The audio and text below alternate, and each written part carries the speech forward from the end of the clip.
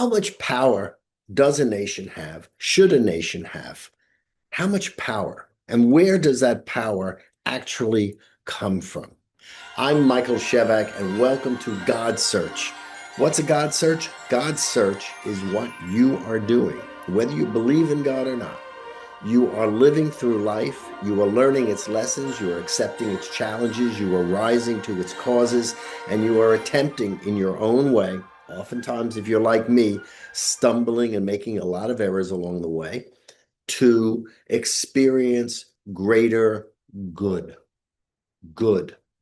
And that goodness includes an inner experience of truth, of unity, and a remarkable alignment and harmonization of our creativity as human beings and the creativity of nature all around us. That's what we mean by a God search. If you're alive, you're already on it.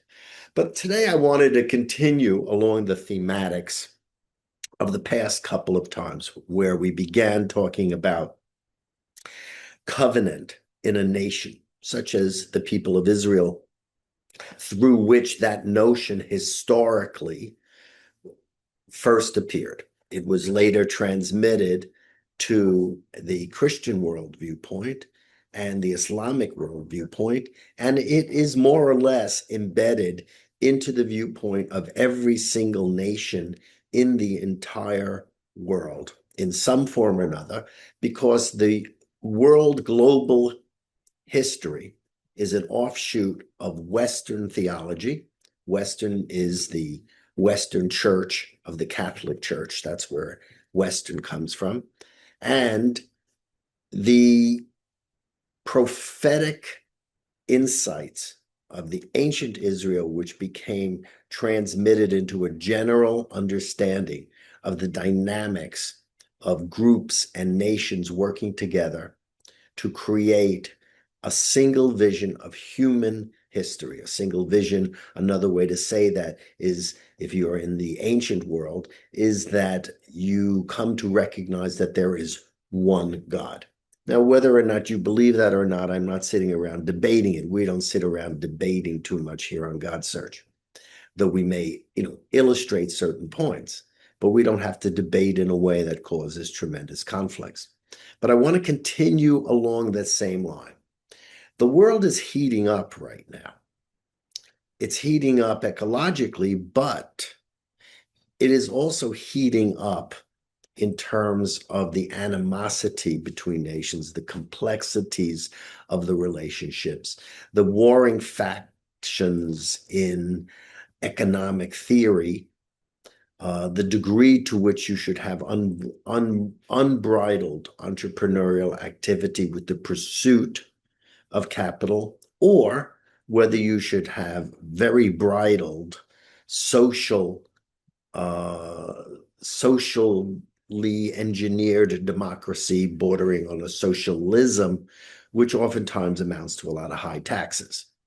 These wars that human beings and their societies are creating, the anger that is shared, the controversies that get heated up, the heated rivalries that take place.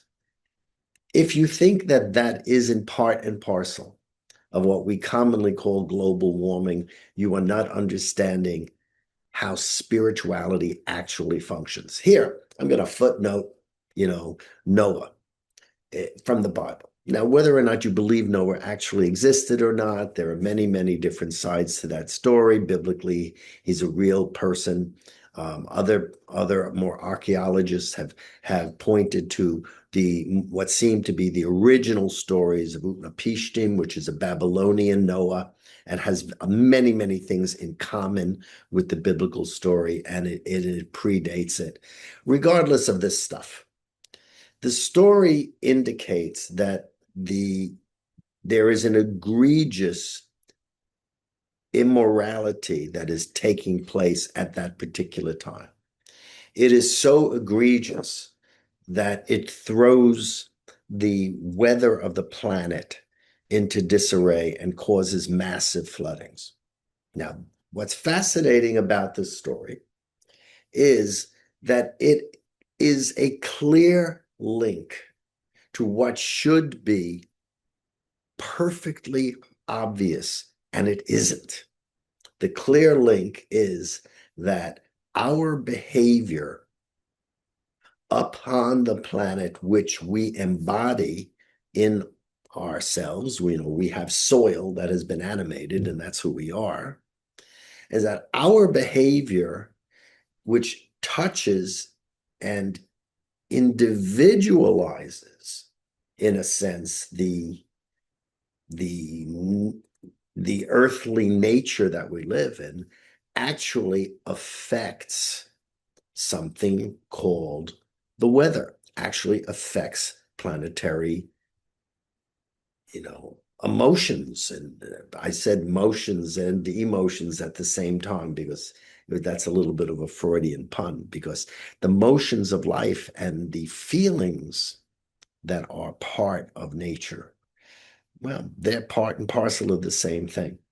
So in the story of Noah, you have a cleansing of impurities through water.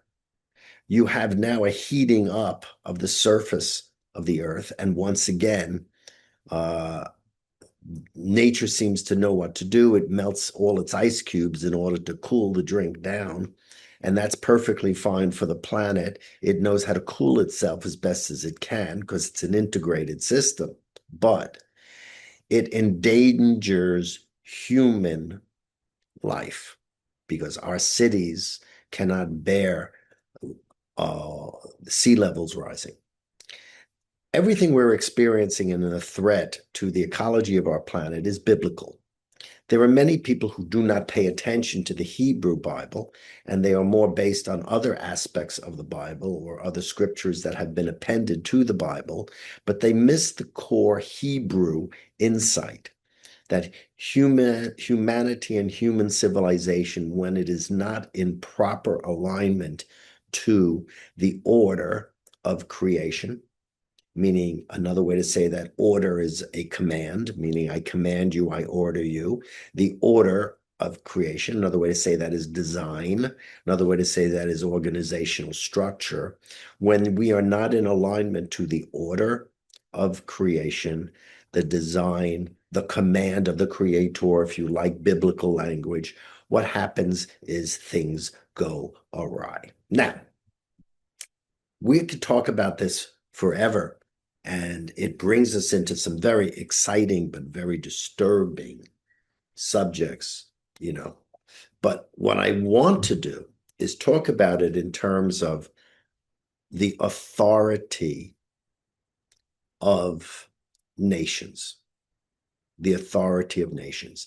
If we look in the news right now, what we are seeing is horrendous, but we are face to face with a challenge that needs to be looked at. And in fact, it's pretty old in mainstream Western civilization. You have a nation which is dedicated to certain democratic principles, which it inherited from natural law. And, that's the American viewpoint. To that was added industrialization, capitalism, and became part of the, shall we say, the theology of the American system. We have another system, which is the Russian system, which, though it made its, sojourn into democracy after Gorbachev and Reagan had their coming to Jesus. Well, they went back and reestablished essentially a publicly elected dictatorship and installed that into the constitution of that country. That's all right. That's the Russian psychology. It's been there for hundreds upon hundreds of years. They tend to gravitate to strong armed and very, very tough and tough and unquestioning leadership. It seems to make them comfortable. You have another system, which is the Chinese system, which is derived from a common philosophical background with the previous version of Russia, which was called the Soviet Union. And their system worked very nicely in terms of getting rid of some of the excesses of, the imperial system. But they brought back some other things, such as the deification of the state, as the state is the ultimate criterion by which one makes decisions. Um, that's a kind of problem. But it's no different than the problem that Eisenhower pointed out after World War II about the dangerous threat of what he called the military industrial complex. The military industrial complex, where governments join with manufacturers, tax credits are exchanged, deals are cut. They employ people, so it seems to be good for the economy. But in reality, you have a collusion between governance and profit and militarism. If you call that an American system, I understand that, but it has striking similarities to some of the problems we experience with our so-called enemies, whether it's China or Russia. And I say so-called because enemies are very complex from a spiritual point of view. From a spiritual point of view, because when you take a look at your enemies and you see, if you look at them with spiritual eyes objectively, and you see that your problems with them are exactly problems you're experiencing back at home, then you realize that your difficulties with your enemies are, in fact, a kind of mirror of yourself. And if you don't look at other countries that you have difficulties with as mirrors of selves, then you miss the spiritual dynamics of politics. Politics is not this machinery, though it is oftentimes reduced to the mechanics of garnering votes and distributing money and putting out enough control of the airwaves to coerce votes. Politics is an aspect of spiritual development, and the same laws of spirituality that are pertinent for the individual are also pertinent for nations. That's what I want to talk about on this episode of Godsearch. By the way, thanks for coming. I really appreciate your dedication. There are thousands of viewers out there now, and I'm really flattered that people would, pay me the time out of their lives to tune in. There is a fundamental kind of law to the politics around nation states, which, scholars debate where it had its origin. All right, I don't want to get lost in that. But during what was called the Treaty or the Peace of Westphalia, one of the things that was kind of agreed in this kind of healing of the Holy Roman Empire and Protestant and Catholic factions in war and certain alliances between them and certain, conflicts between them. One of the things that was decided was that a nation has a right to what's called sovereignty. Sovereignty. And that sovereignty is considered to be sacred. Now, the interesting thing about that is very much parallel to, if not exact, to how we perceive our rights. And in fact, this whole notion of sovereignty and the politics around the Treaty of Westphalia was very much inspired by natural law, and no differently than the human than the American Constitution was inspired by natural law. The Treaty of Westphalia set into motion this notion of the sacredness of sovereignty, just as right now, and let's talk about America, each individual has a right. And that right is considered to be sacred, not unlike sovereignty of a nation. So much so that if even in the US, if you have someone who is very, very dangerously mentally ill. There are all sorts of legal obstructions now to taking that person, removing that person, putting them in a proper hospital, making sure that they receive medication, because such an action would be considered a violation of their rights. And I'm not saying it isn't. I'm just pointing it out. So the individual rights become so extreme that even in points where they're possibly intruding and endangering the well-being of the surrounding community, these rights become so respected, all right, so respected.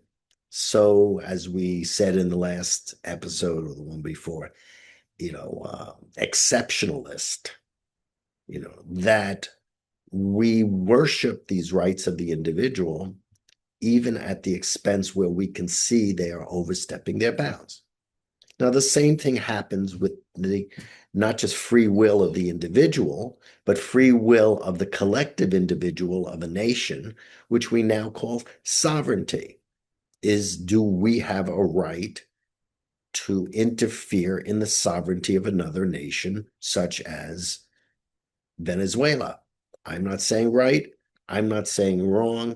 There are particular circumstances to everything, and rules can often be bent and should be bent, and sometimes they need to be broken. This is a very complex thing, and I don't go there. I'm not an either or person.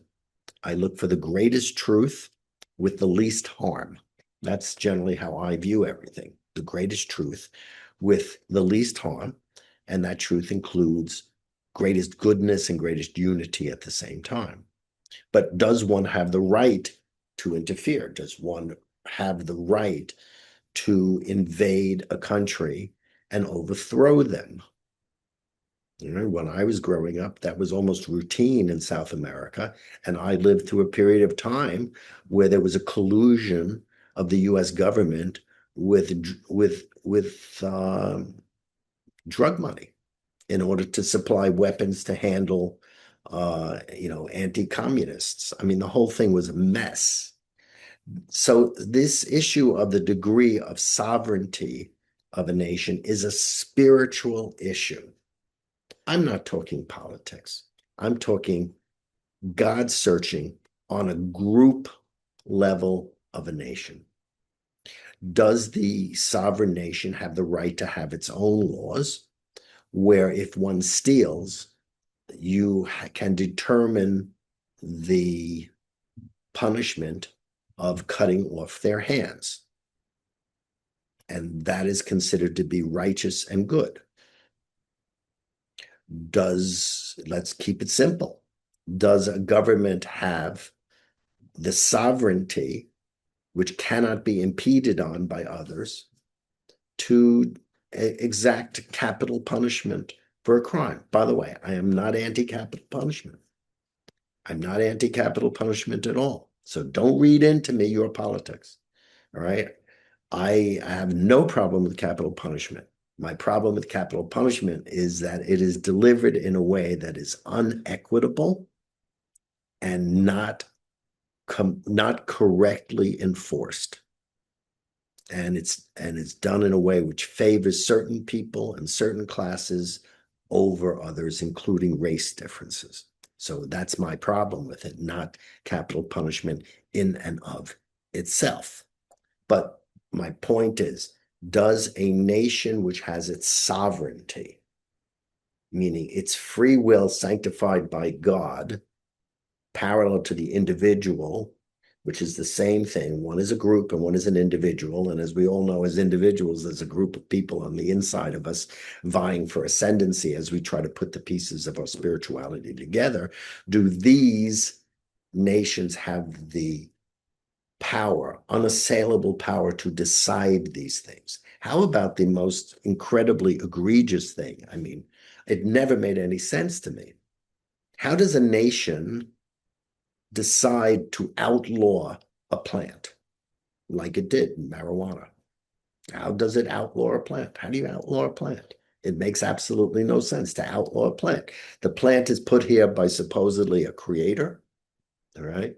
The entire force of evolution, if you believe in the force of evolution, I'm not selling it, has been here to provide the flora and the fauna, which includes certain plants that have certain chemistry that does things that, if it's not used properly in a socially acceptable way, can be problematic.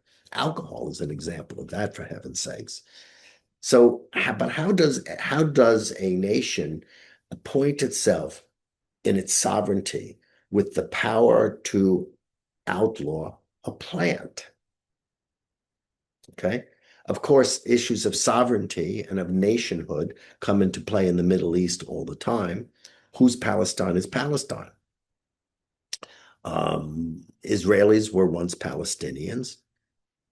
Palestinians currently were once Palestinians. Jordanians were once Palestinians.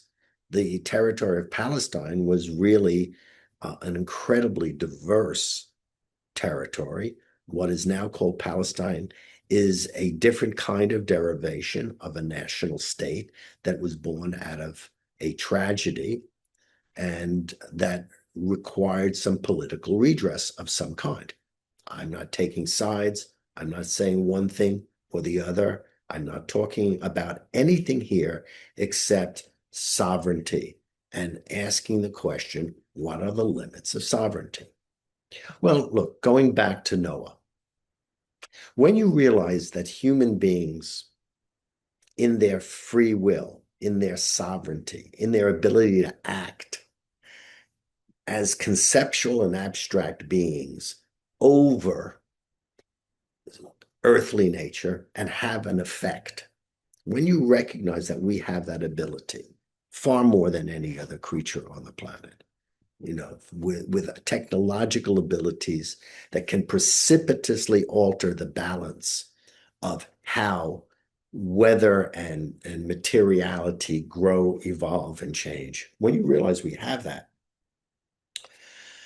and that actually will affect things that can alter the balance of all life and the weather patterns on the earth, it is clear, it is obvious. Human free will is not unbridled, unrestricted, unqualified, set 100% radically free on the order of God to do whatever it wants to do because it is given by God, and God is unboundaried, unrestricted, unboundaried, unrestricted, unlimited, except by itself. Therefore, my free will, which comes from God and is associated with God's spirit and certain theological thinkings, therefore has the same imagined freedom that I'm imbuing to God. And by the same token, a nation which is raised up under God, such as a supposed covenanted nation, if you misread the meaning of covenant in the Bible, which people do all the time, and you therefore as a nation can, under God, take unlimited freedom to do what one wishes to do for the rights of their own perspective.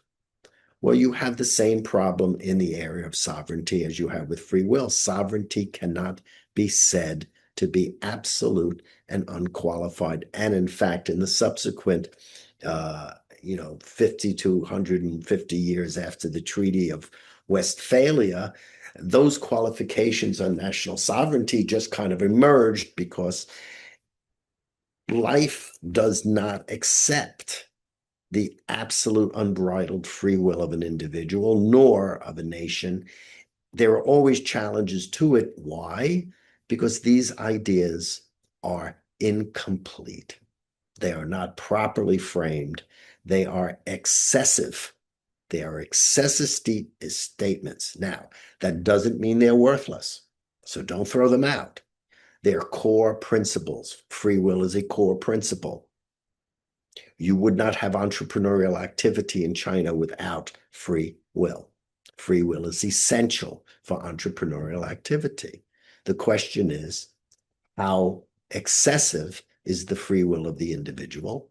How excessive also is the authority and the sovereignty of the state. You see, the same issues are at these are the same issues in individual form and collective form. If we're here and we know that each individual and groups of individuals affect the entire kind of bio-ontology, that's a great phrase. I had to invent it in order to kind of help me explain things. They affect all life and the structure and perfectibility of all reality. Well, then we are dealing with free will and sovereignty that need to be properly qualified and put in their correct place. Now, oftentimes it's done by saying, well, with freedom comes responsibility.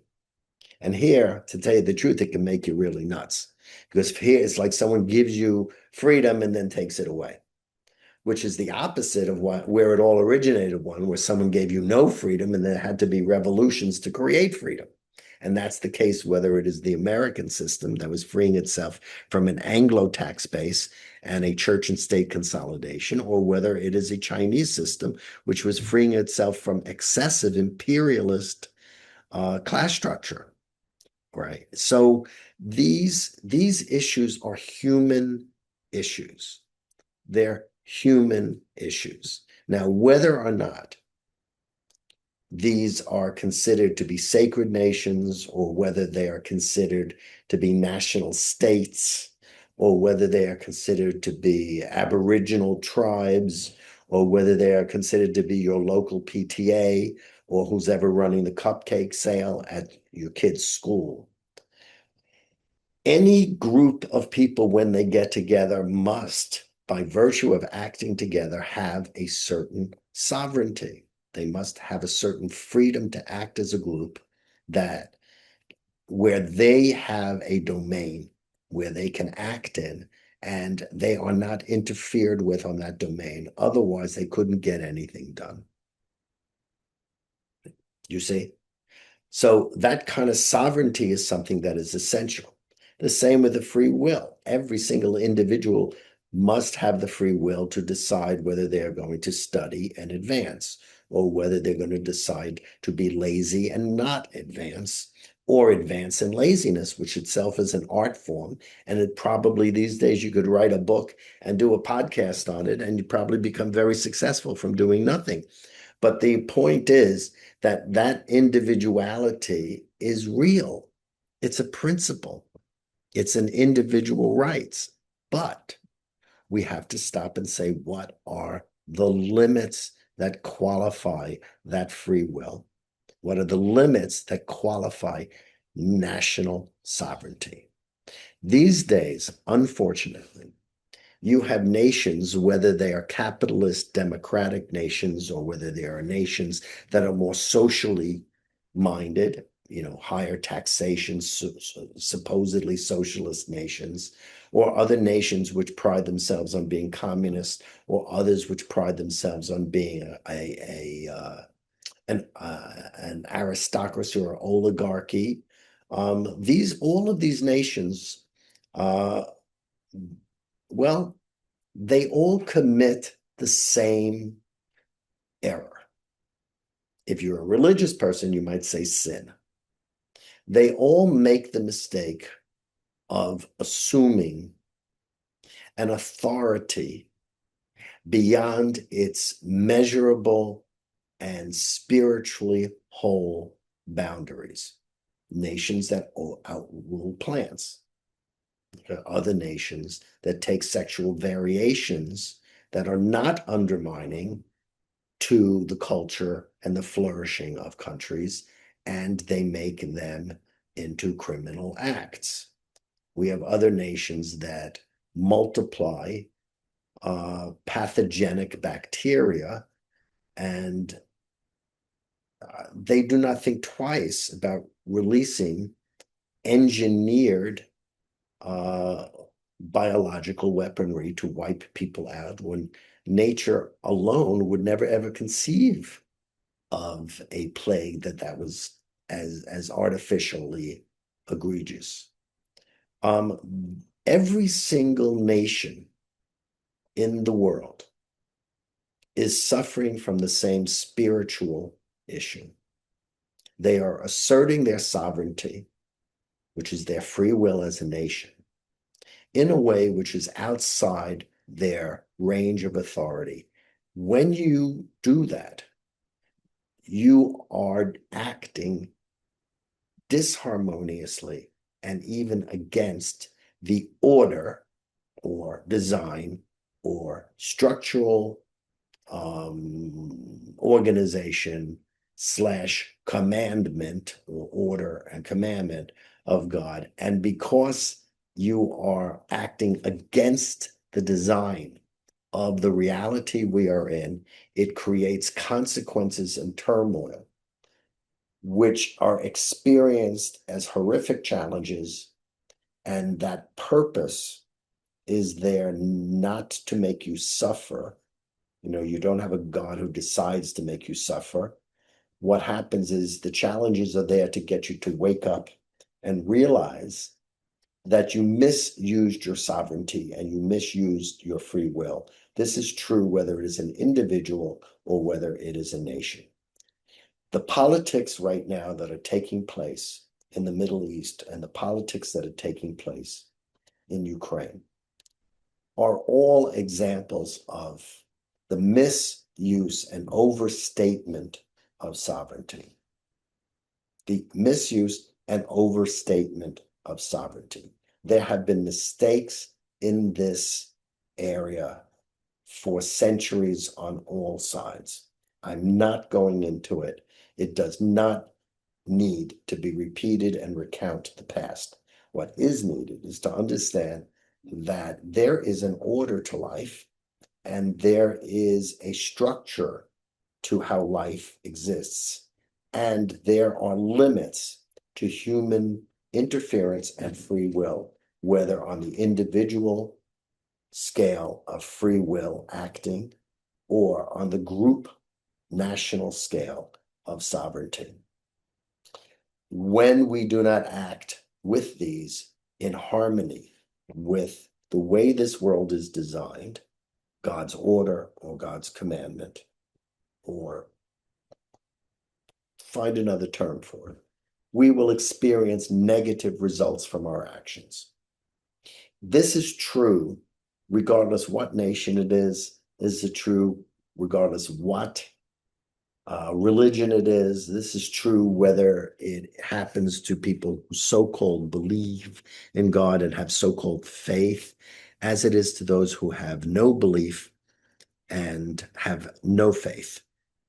The spiritual structure of creation, which sets the background upon which and within which our actions within it have an effect for good or less good. Well, it's the same. It's the same for everyone and every nation. It makes no difference whether we're on the side of one nation as opposed to another side, unless the sins of one have gotten to such an extreme that it endangers people. And then, of course, wars are created that assume a certain righteousness in order to take an excess in a cancer and, put it in its right place so that the whole body is not destroyed by the disease. But even in so doing, where there is a righteous war, nonetheless, how one goes about doing that will determine whether the war brings goodness or whether the war brings pain and suffering as a consequence. One need only compare World War II and what happened subsequently to the United States in terms of its power and its economic, miraculous economic, creativity. The most amazing economic revolution the world had ever seen, and compare that to what happened in Vietnam. And I realize that I'm very old and I remember that time in Vietnam, and the new generation doesn't. So I'm highlighting here that there is so much verbal warfare and so much politics and so much media about who is right and who is wrong. And that's fine. There are excessive behaviors, some of which can be so extreme and so endangering to the body of all humanity that they do need to be, tapped down. But no matter who you are on what side of the political camp or the international scene you are, the quality of the action and its alignment to the order or commandment or design or organizational structure of reality is there for all of us. No one gets any special applause. Everyone is subject to the same laws. The good that people do is subject to the same laws. The so-called bad that people do is subject to the same laws. By the way, go to yourgodsearch.com and dial it up and let's have a conversation. Keep sending me some notes and let's have a discussion, because these are complicated issues and they are not, I believe, taught correctly. I hope I'm helping here. I do hope I'm helping. You see, everyone asks this question about how does bad things happen to good people? And we talked about it a little on earlier podcasts. But the fact is, everything you do has a kind of mixture of good or less good, or let's be relative, more evil or less evil. Yeah, they're all relative. And every action you take will produce the good that's in it and will produce the less good in it. It will produce the evil that's in it. It will produce the less than evil that's in it. Every action will seed and sow and reap and retrieve the consequences of what is built into the action and bring it back, because it seeds. We are all living within the reality in which we act. And everything we do upon it is it, and we are it too, and therefore it cannot but come back to us. And it will come back stronger, because as human beings, we're capable of concentrating the qualities of that reality and making it even more intense. That's the gift of human creativity and technology. So everything that a nation does, even if you're so-called on the right side of history, you will bring back good and bad according to the quality of those actions. If you're on the wrong side of history, you will bring back good and bad according to the quality of those actions. There is no place you can go where there is not some measure of good in the action. There is not a place you can go that doesn't have some measure of good. My God, even cannibalism nourishes. But it is hardly ideal for human civilization, especially when we revere the notions of sovereignty and free will as sacred. Sacred, however, doesn't mean absolute. And if I can leave you with one thought, if we wanted to wipe out the problems in this world, well, all we have to do is get people to stop acting as if they have an absolute authority that is theirs just by right of having will. There is no absolute authority that can be vouchsafed to any mere individual or any mere nation. It doesn't exist. Our wars and our problems are fictions of bad religious thinking, bad philosophical thinking, and as a consequence, bad political philosophical thinking. The wars begin here. Here. Please correct your notions of sovereignty. Take the pressure off yourself to be too perfect with your free will. Take the pressure off your nation to save the entire world, because people are exhausted, thoroughly exhausted from having to take care of the world, and they themselves don't feel they are cared for.